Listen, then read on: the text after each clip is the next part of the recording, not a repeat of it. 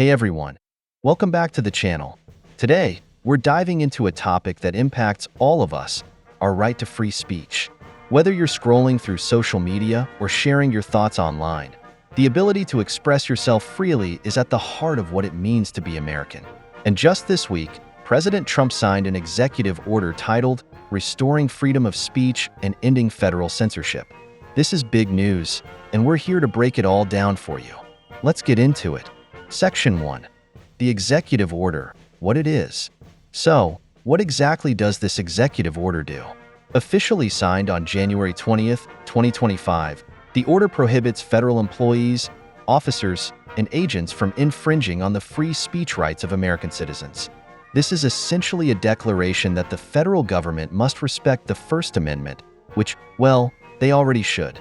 But this goes a step further by addressing concerns about federal influence on platforms like Facebook, Twitter, and YouTube. The order also directs the Attorney General to investigate potential free speech violations that may have occurred under the previous administration. This means there's a focus on uncovering whether the government overstepped its bounds in recent years when it came to moderating speech on social media. Section 2. Why now? You might be asking, why is this happening now? Well, it's no secret that debates over free speech have been heating up, especially during the pandemic and recent elections. Many of you might remember discussions about platforms moderating posts related to COVID-19 policies or election security. President Trump and his allies argue that some of these actions cross the line into censorship, often with influence or pressure from federal agencies. This executive order is the administration's way of saying, enough is enough. But let's not forget, this comes on the heels of a major Supreme Court ruling in 2024, Morthy versus Missouri.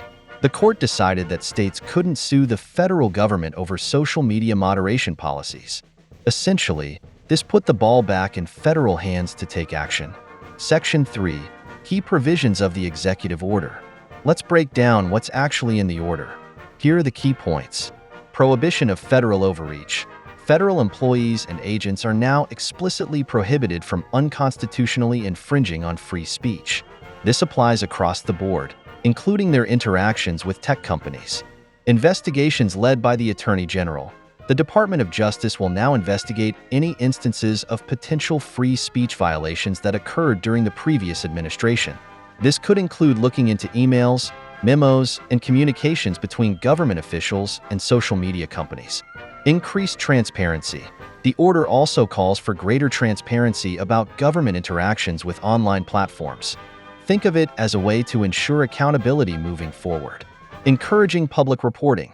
Citizens who believe their speech rights have been violated are encouraged to report these incidents. This creates a feedback loop for the government to identify and address problems. Section 4. Reactions and controversy. As you can imagine, this executive order has sparked a lot of debate. Supporters say it's a necessary move to protect free speech, especially in an era where online platforms dominate public discourse. They believe this will rein in government overreach and create a more open internet. But critics, and yes, there are critics, argue that this is more symbolic than practical. After all, the First Amendment already exists to prevent the government from censoring speech. They also point out that private companies like Facebook and Twitter have their own rights to moderate content as they see fit. So, where do we draw the line? And then there's the question of timing. Is this order addressing genuine concerns, or is it a political move designed to appeal to Trump's base? These are the debates we're likely to see in the coming weeks. Section 5. What this means for you. Now, let's talk about what this means for you, the everyday American. If you've ever felt like your posts were unfairly taken down or your account was suspended, this order could set the stage for more transparency and fairness. It's not a magic wand that will fix everything overnight, but it's a step toward addressing the tension between free speech and content moderation. It also means that the government's role in influencing online platforms will be under much closer scrutiny. And that's a win for accountability. So, what do you think? Is this executive order a long overdue safeguard for free speech, or is it just political theater? Let me know your thoughts in the comments below. And don't forget to like, share, and subscribe for more deep dives into the issues that matter most to you. Until next time, stay informed and stay free.